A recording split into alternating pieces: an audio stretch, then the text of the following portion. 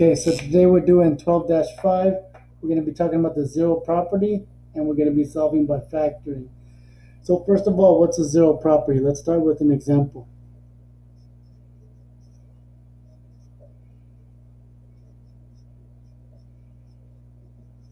So here's our example.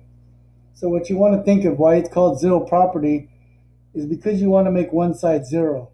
So that means on this side, we got to figure out what numbers can we put into our k here to make the answer zero. Okay. So for this one, I know if k is -6, -6 plus 6 is going to give me 0.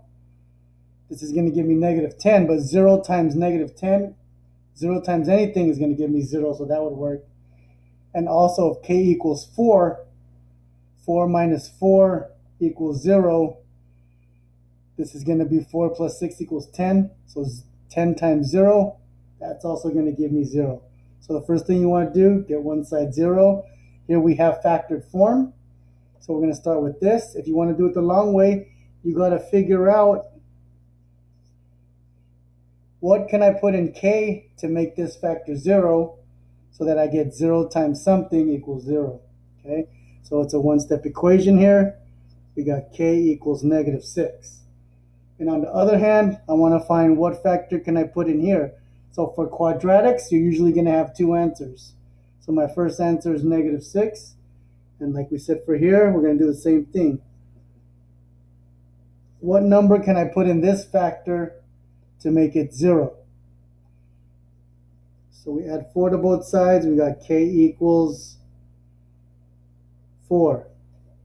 So we got k equals -6 and +4. So here are your two answers. So again, this is called a zero property when we're solving quadratics. If we have factored form, we find out how we can make each factor equal to 0. So this factor equals 0. I know if I put a -6 here, that's going to give me 0 as an answer. If I make that factor 0, I know if I put a 4 there, I'm going to get 0 here. So 0 times anything is going to give me an answer 0. So two answers here are -6 and 4. All right, let's take a look at another example.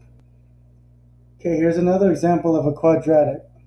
This is also going to have two answers here. So here people don't realize a lot of times, this one's easy to do. I can make this equal to 0. But we also have a factor here. Remember, this is the greatest common factor. So we can also make this factor equal to 0. So if we set that one equal to 0, there's no work there. You get n equals 0. And if you set this one equal to 0,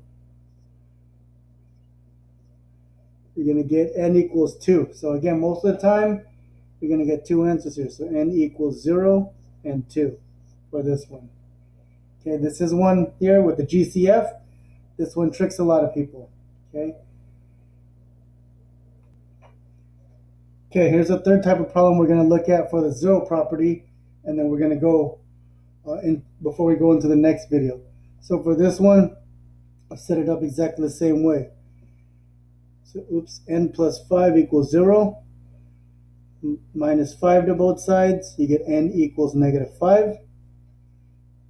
And we're going to do the same thing. This one messes people up because it looks different, but we're going to set it up exactly the same way. Instead of a one-step equation, we have a two-step equation. So just that just tells me at the end I have to divide here. So here I'm going to divide by 7. We get n equals -8 over 7. I can't simplify that. So our two answers here are n equals -5 and n equals -8 over 7. Okay, so those are your three types of zero property. Okay, in the next video, we're going to get into solving by factoring. So let me give you your steps right now before I end this video. All right, so here are your steps. We're going to make one side 0. We're going to apply this in the next video. We're going to get into factored form, so we're going to have parentheses like we had in today's lesson. And then we're going to solve using the zero property. So we just make each one of these parentheses equal to 0. And you should usually have two answers.